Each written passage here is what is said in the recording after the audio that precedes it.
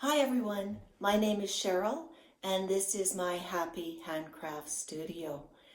Welcome, it's nice to be with friends. So today I'm going to be talking about my stitching that I've been working on. I have 3 new bags that I sewed up in the last couple of weeks, and I have 1 book recommendation for you at the end of the video.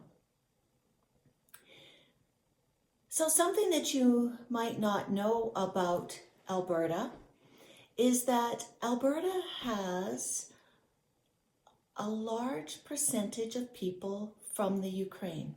I think because we were a prairie province and we had lots of land for farmers, we had many Ukrainian families come to immigrate to this area of Canada. So in Alberta, about 10% of our people consider themselves to be of Ukrainian descent. And you can see evidence of the love of the Ukraine all the way through our province. We have some great roadside attractions in Alberta. One of my favorite is the Vegreville Pasanka. This is a model of a Ukrainian Easter egg that is in the town of Vegreville. We also have the Glendon Pierogi. So there's this large statue in the little town of Glendon.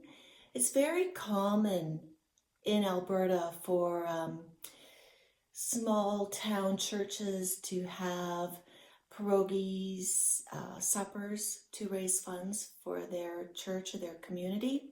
And then finally, we also have the Mundare sausage. So the Mundare area is famous for Ukrainian sausage, and people travel from all over Alberta to go to Mundare to buy their sausage.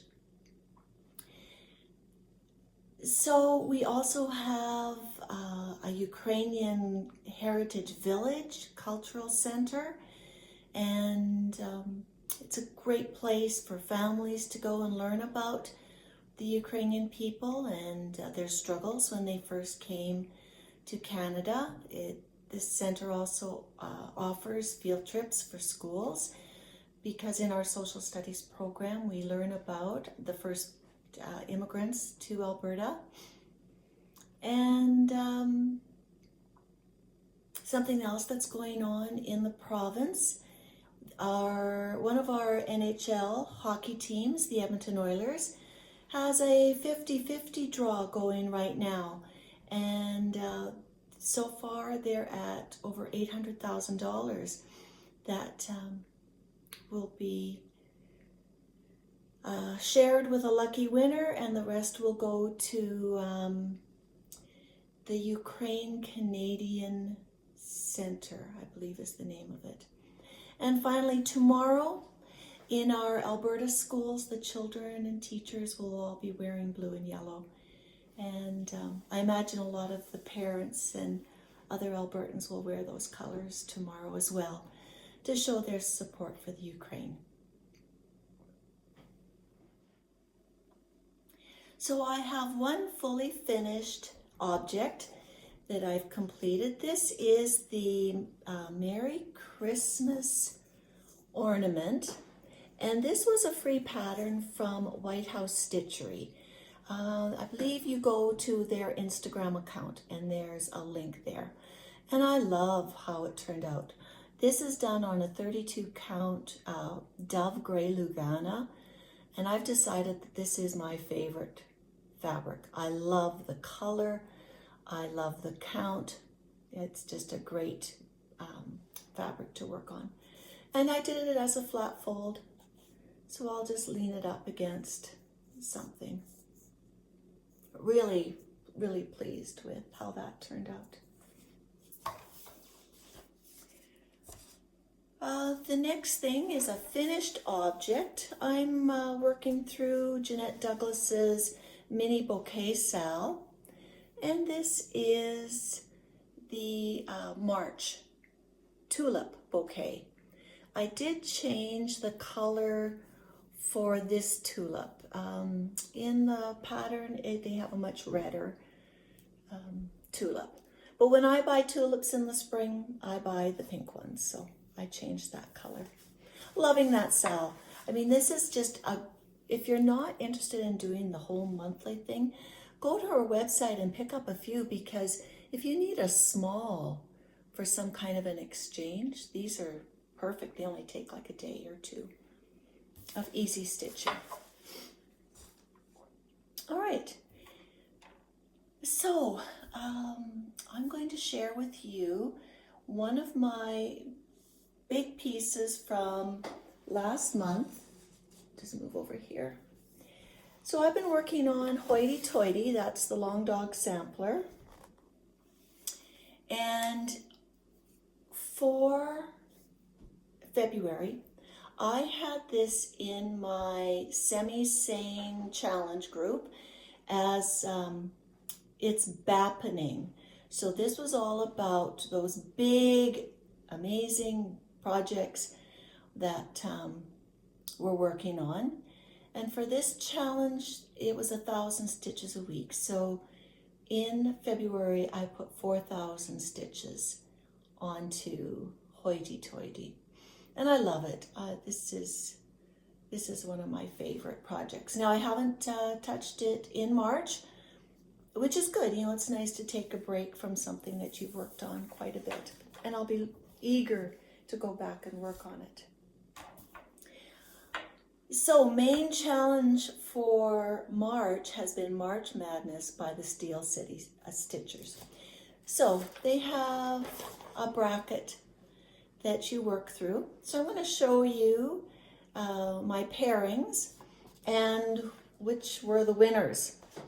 So my first bracket was the 2021 Santa versus First Snow. Okay, so First Snow is by the Drawn Thread. It's a free pattern. This is done on an unknown linen that I dyed denim. And the Prairie Schooler, this is the 2021 Prairie Schooler. And Prairie Schooler is moving on to the next bracket. That is really close to a finish. I'm excited about that. So my next bracket was the Battle of the Mill Hill kits. So the one that I had already started was this one. It was the Jim Shore Mill Hill Kit Needlework Fairy. And I've just started to do the beading. So all that's left on this one is the beading and the button. And it went up against Fa La La, which is this pattern right here. And I have a start. And Fa La La was the winner of that bracket. Which way does it go? That way. So I'll be working on this again this week. The next was my bird battle, and I only am going to show you one of those because by the time I got around to starting Pumpkin Alphabet, I already knew that Woodland Christmas by Lois Winston for DMC had moved on. So this is in a Just Cross Stitch magazine. If you're interested in which one, I can find that out. This is done on an 18 count Mystic Gray Aida. So this is moved on to the next bracket. And the last bracket was my seasonal battle, and that put Holy Night from Barbara Anna Designs. This is in a Punch Needle and Primitive Stitching magazine, 2019.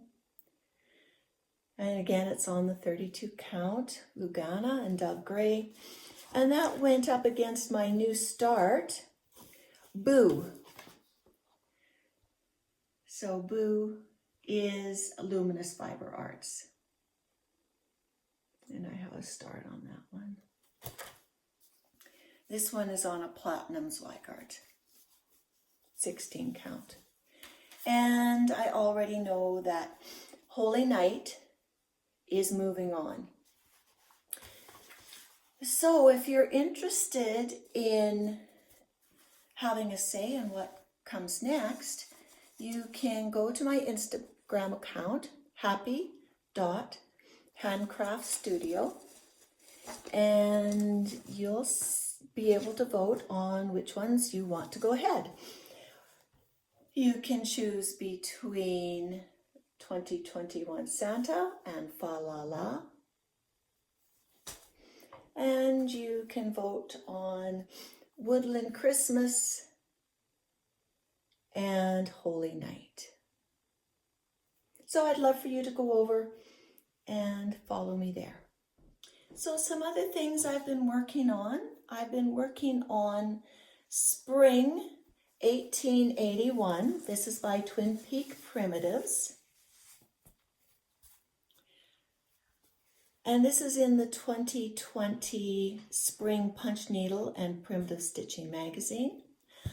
I've been getting a lot of stitching done on this because I'd like it done for this spring. And also on Semi-Sane Stitchers, they have a challenge called Letters of Fortune. Like Wheel of Fortune, you know, where you choose letters and try to make up a word or a saying. And so I've been using this a lot over on that site. Yeah, are you a Wordle fan? I'm a Wordle fan. Every morning I do Wordle. So it just adds to my fun. Something else I've been working on is Watermelon Tourmaline. This is by Carolyn Manning Designs, and I've been working on this. This is it going into its second year, but it's going along great. This is a really good stitch for if you're in a challenge where you need to count stitches, because it's very easy to count. I'm also working on the 2022 Blackwork Sal by Peppermint Purple. And this shows my progress so far. So I've been keeping up with the weekly blocks, and then as well I'm trying to work on the border a little bit. And my temperature stitch, I'm doing Library 1 from Christie's Corner.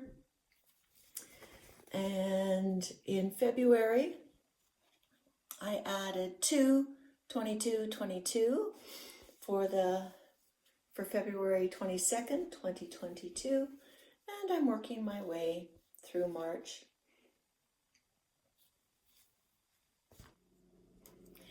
I thought I'd show you how I plan for my different challenges, how I keep track of the projects that I'm working on. Now this is thanks to Brenda at Handwork Maniac. She has a magnetic board where she keeps track of all of her starts, all of her whips. And so I've done that for myself as well. So this is the board. And here I keep track of all of my stitch-alongs. So these are projects that will most likely go all year. The next thing I have is all of the things I've started in 2022 that haven't been completed.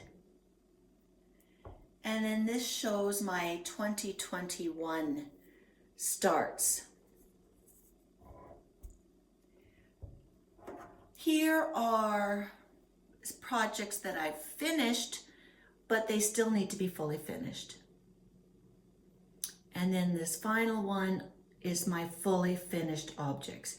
So I showed you this one today. Now I can take this one off my chart and reuse the magnet. It's a really good reminder for me to see what I still need to fully finish. So when I'm about to start a challenge, I try to look at this line first. I try to move my 2021 projects ahead. And, you know, some of them are quite close to being finished. Needlework Fairy is close. Probably Holy Night will be close if it's part of the March Madness Challenge. And the 2021 Santa is almost finished. So I'll soon be able to move those off of the 2021. So yeah, this is my system. I'm really a visual person. I like to be able to see what it is that I need to do. All right, so now my plans for the rest of March. I'm going to continue to work on my With Go goals. So one of them was first snow. I need to have 5 hours on first snow. And then the other one was Boo, and I need 5 hours on that one. I also have already completed 5 hours of a seasonal whip and 5 hours on my oldest whip, and that was the watermelon tourmaline. I've put 5 hours into that so far this month. I'm also working on Magazine Monthly Challenge, and so the only projects that you haven't seen, I'm going to be working on Barbara Anna's Dancer for 1 hour, and Noble Companions. I'm going to work on that for 2 hours. So that's still to come this month. Changing Seasons has been a slow start. It's a huge project, and I started the center medallion and I wasn't happy with my colors. So I've now chosen new colors, and I hope that by the end of March, I'll have that center done. That was the February part of the sal. And working on the March part, which is those outer motifs. I'm really anxious to get it going so that I can keep up monthly, but sometimes things don't go according to plan. All right, so that's stitching. So the next thing I'm going to show you are the bags that I've made. So I told you last month that the Ujama baguettes had a new pattern that we were testing. And I'll show you the one that I made. So this is called Thora. And I made it as a crossbody, so it has a strap that will go around. But the pattern shows lots of different options so that you can wear it on a belt, put it onto a bike, put it onto a walker. So what I like about this bag is that it has the card slots, and the way the card slots are made, it's really, really slick. I really like that.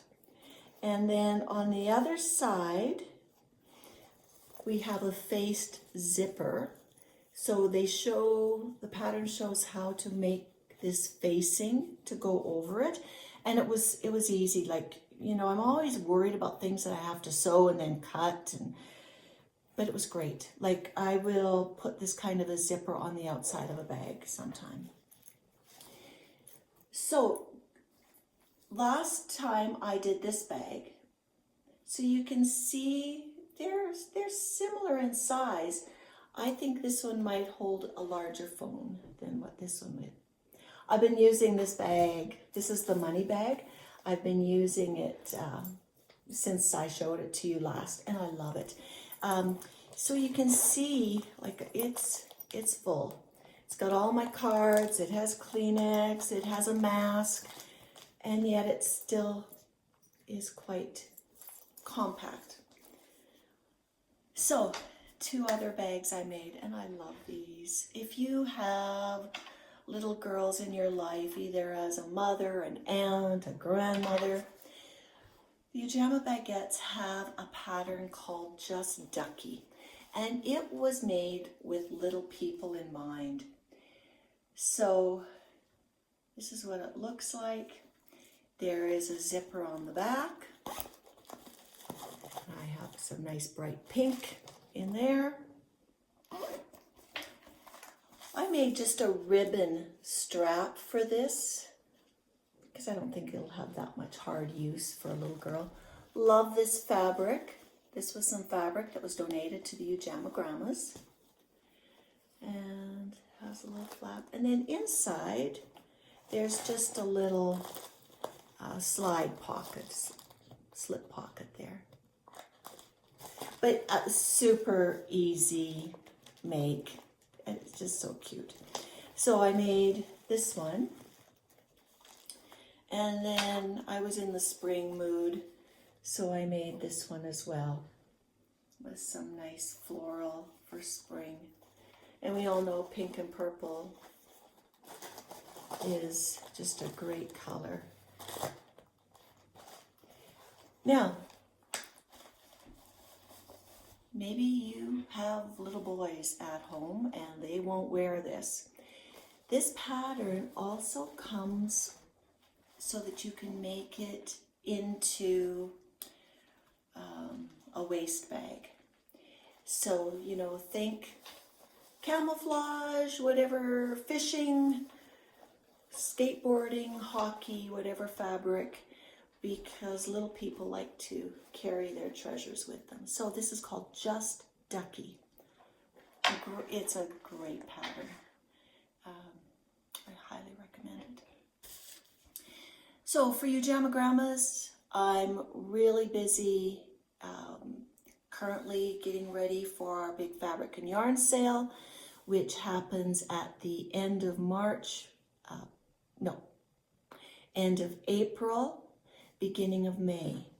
So we're currently in the process of pre-sorting all of the donations that we received from our supporters, pricing, and then at the end of April, we'll be setting up at the Magic of Christmas warehouse, and the sale is after that. So you do need tickets to the sale, and that will be on Eventbrite. You can always go to the website for Ujama Grandmas for more information, but it's a great sale. It's fun.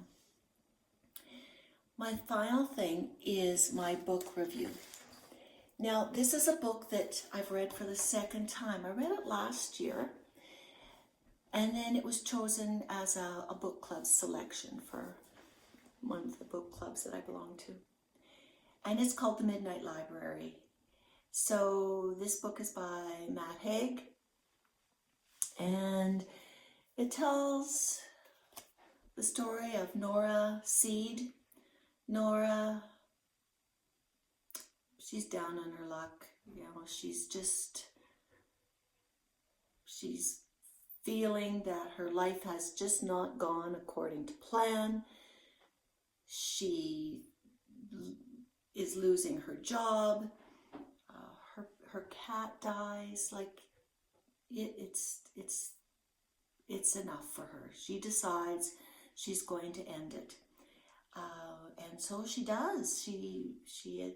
She attempts suicide and ends up at the Midnight Library, where she's reunited with Mrs. Elm, her favorite librarian from when she was in school. And the Midnight Library is the library of possible books that her life could have told. So each different book is a different life she could have led depending on her choices. And so we see how Nora makes choices about the lives that she wishes she could have led. A really good lesson on what makes a great life?